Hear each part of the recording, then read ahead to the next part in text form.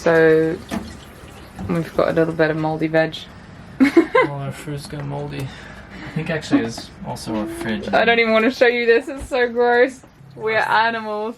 I'm embarrassed. Really embarrassed. But I think our fridge doesn't get cold enough. Yeah, we've just put a thermometer in the fridge and it has only got to like 12, 13 degrees. Which isn't really what you'd expect a fridge to be at, so yeah, we're definitely going to need to upgrade or do something. Yeah, I don't know where to start. There's so many reasons why that could be the case, but maybe we just get a new fridge. Keel cool. Add it to the list! Hey, we're Alex and Lars. We've recently left land life to live aboard our 37-foot sailboat Navika full-time. Join us as we document the ups and downs of our life on the water as we sail and explore new places.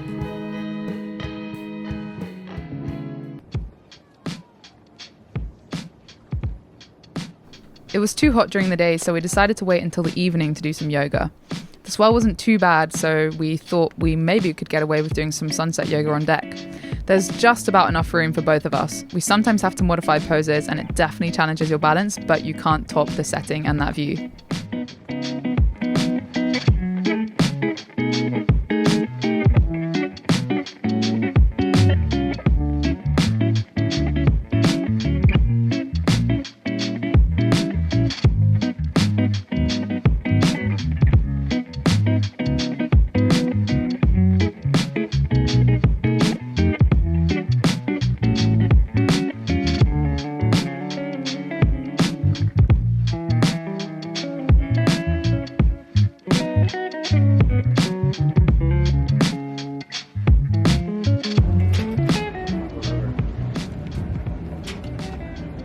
Time for dinner.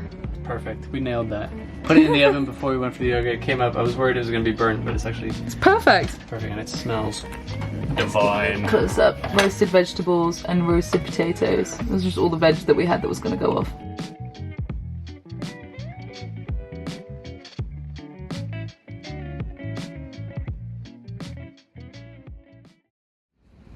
Kind of working on a boat list.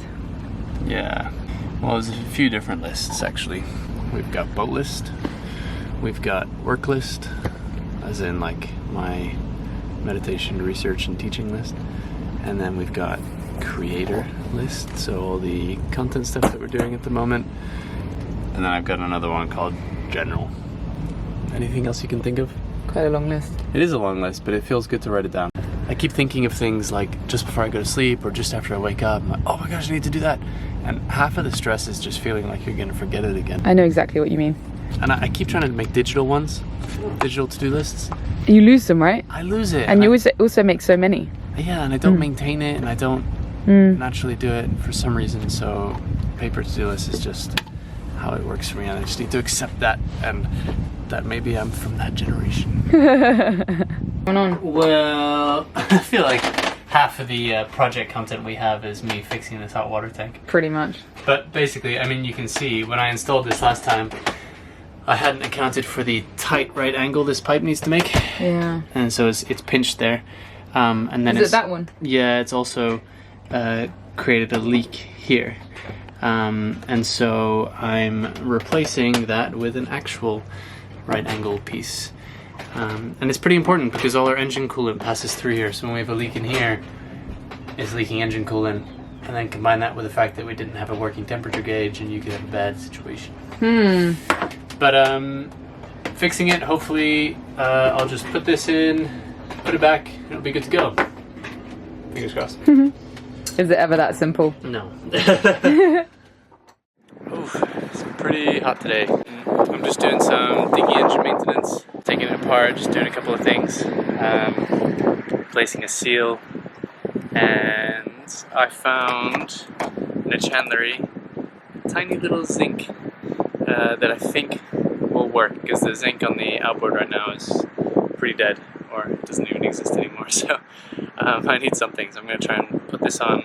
These zincs, they're called sacrificial anodes, and so in seawater and stuff, things just corrode naturally, and so what you do is you put these zincs on it, and then these sort of extra prone to corrosion, but it draws all the corrosion to here instead, so then this eventually just wears away, and then you replace it. And so when you don't have one, your engine's corroding, so the bits in the engine are corroding, so good to replace.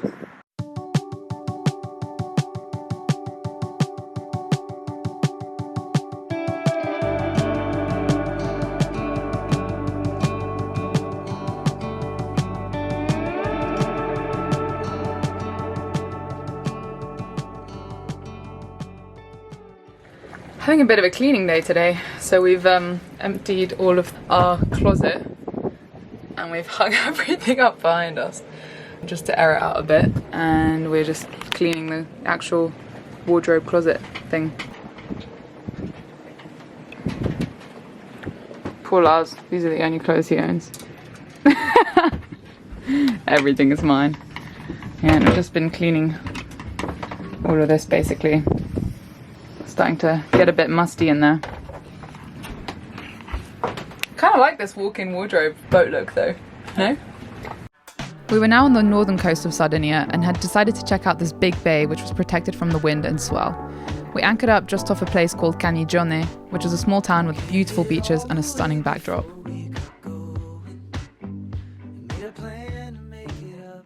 So we've just come to town and we're going to do some laundry. It costs like €8 to do a load, which is ridiculous, but anyway. It's feeling right this time. I said that every time. Living life without the shine. Can I have another try? You've got me giving up control. Getting an anchor ball. Getting an anchor ball. I'm gonna see if they have a flexible water tank as well. Nice. When we got back to the dinghy, there was like loads of crisps in it. It was right off a pier, so like I want to think that someone just was eating crisps and then like the crisps just like flew in by accident. There's like a whole packet in there. And Lars is here just like cleaning up the dinghy. Don't get it. Don't get it. And I am making, it's just so hot at the moment, you can probably see all the sweat on my face, making our favourite drink, which is pulco or squeezed pressed lemon with our soda stream water that we refrigerated. We've been here long enough to know we'll do much better if we do the same things. If we Get in on it. Cheers.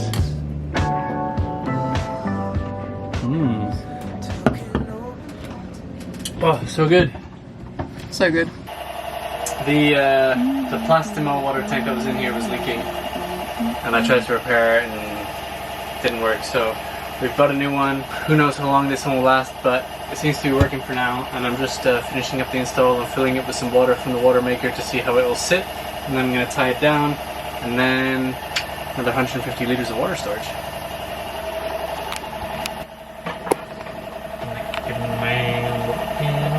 What's that song you're singing, Lars? Well, because I'm always, it's really hot, so I'm never wearing a t-shirt. But sometimes when I'm like cramped down in a corner, you can't really see that I'm wearing shorts.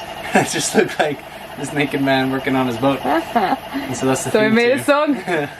Nick, it's like a Jingle. yeah, it's like a jingle to like a slow 80s series or something. Yeah, it is.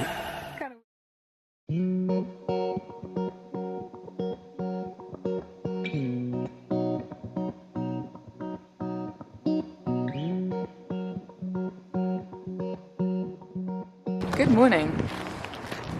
We woke up this morning to a nice quiet bay and we were going to do some yoga, but then we realised the boats are already starting to come and go and basically just like create so much wake when they come into the anchorage, or when they come into the port past the anchorage. And we looked on land and everyone's walking, so we figured we'd come and join them along this promenade for a morning walk.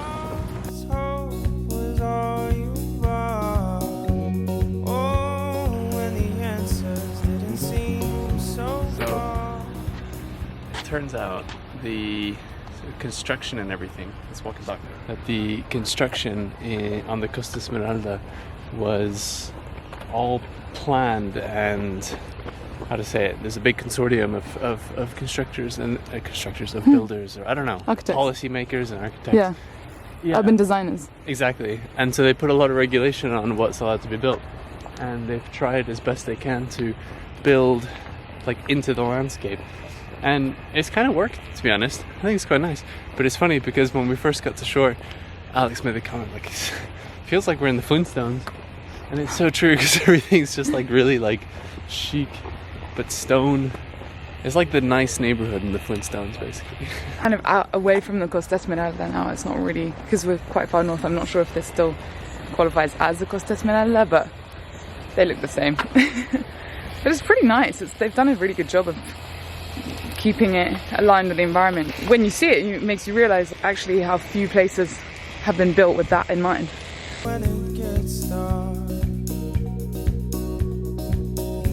where do you go when the lights turn on? Just saw these guys in the dinghy come by. I thought they were checking us out, but I think there's a dolphin right next to the boat somewhere. There it is. There it is, right by their dinghy. Look. So cool.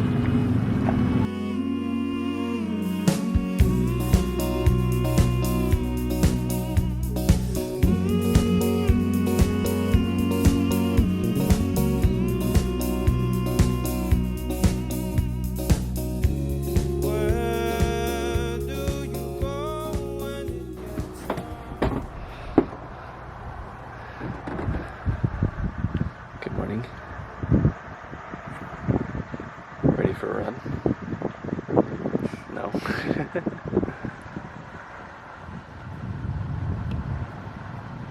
Hello. Alright, well, so it's another day, another boat job.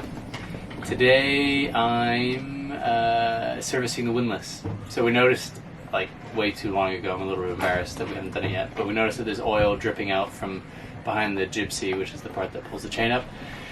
And I've just been kind of nervous about doing it and not really knowing what to do, but I've looked at some YouTube videos, which is where every good boat project starts. I'm getting all the tools that I need out. Bought a service kit for... Got your tools? Yeah, I'm going to need some spanners, some files, maybe a knife, brushes. We've got WD-40, grease, all the extra bits. So we'll see how it goes. Wish me luck. And I just went for a dip. I've still got the mask lines on my face. Yeah, it's really warm at the moment. But you also... Yeah, I also posted the first video, which is cool. So yeah, it feels good. So I need to just like go for a little celebratory swim. This It's one. weird time travel that must be going on to anybody watching this. Yeah. Oh. I don't know, this would... if we get this far, this will be episode... I've got no clue. 5 or 6? 7, 8? No idea. See how we get on. Perfect. This is classic, alright? This is just the perfect example of what it's like to work in a boat. Alright, I'm gonna go fix the windlass. Let's just go grab some tools. And you gotta get your tools out, and then the drawer literally holding the tools falls apart. And that just becomes the whole project. And so that spent, you know, a little bit this morning doing that. So I'm finally done with that, and I can actually get on with what I want to do. And we'll see what... It's like... What comes up next? It's like fighting Hydra, you know? You chop off one head and 3 more sprout. I feel like we're getting to the bottom of it slowly. We haven't gotten to a point yet where we're just doing maintenance. No. There's so much maintenance to do. I mean, we can't even think about that. It keeps us up at night, doesn't it? There's like all the varnish and the wood and I mean, the I'm embarrassed to show the varnish at the moment. It's a disaster. Right now we're just fighting fires. Yeah. So let's put them out.